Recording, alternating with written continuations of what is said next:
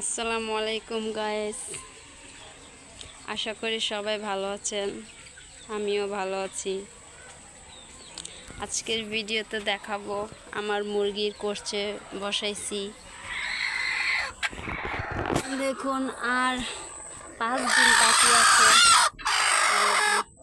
5 দিন পরে ইনশাআল্লাহ আমার মুরগিগুলো বাচ্চা ফুটাবে।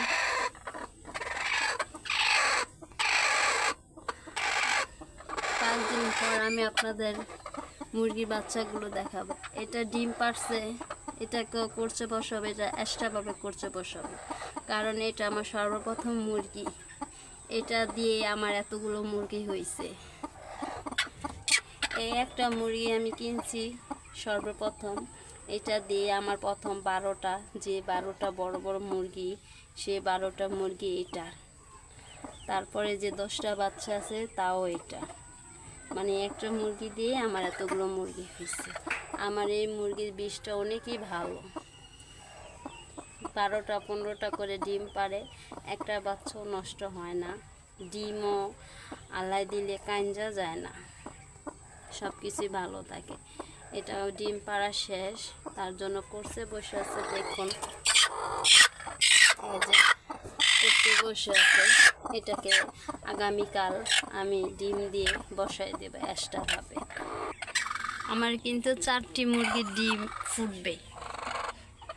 বৃহস্পতিবারে 4টি মুরগির ডিম ফুটবে, যে 4টির মধ্যে আমি 15টি করে ডিম বসাইছিলাম সেগুলা। আর এগুলা আরও 1 সপ্তাহ দেরি হবে, কারণ এটা তো জানেনই, পরের বাতলার মুরগি আমি বেশি ডিম হওয়ার পরে এগুলা বসাইছিলাম 10টা করে, 2 থেকে 20টি ডিম দিয়ে। তো আপনারা আমার পাশে থাকবেন, আমাকে সাপোর্ট দিবেন। দেখা যাক আমার বাচ্চাগুলো ফুটলে কি হয়, কয়টা বাচ্চা ফুটে। এতদিন আমার ভিডিওতে ফলো দিতে থাকেন, দেখেন আর 5 দিন পরে আমার মুরগির বাচ্চাগুলোর রেজাল্ট কি বের হয়। বাচ্চাগুলো ফুটার পরে আমি যেভাবে বোর্ডিং করব মুরগির বাচ্চাগুলোকে, যদি নিয়মটা উল্টো পাল্টা হয় আপনারা অবশ্যই আমার কমেন্টে বলে যাবেন, কারণ আমি প্রথম মুরগির বাচ্চাগুলোকে বোর্ডিং করে পালব। আজকের জন্য এখানে ভিডিও শেষ। খোদা হাফেজ, সবাই ভালো থাকবেন।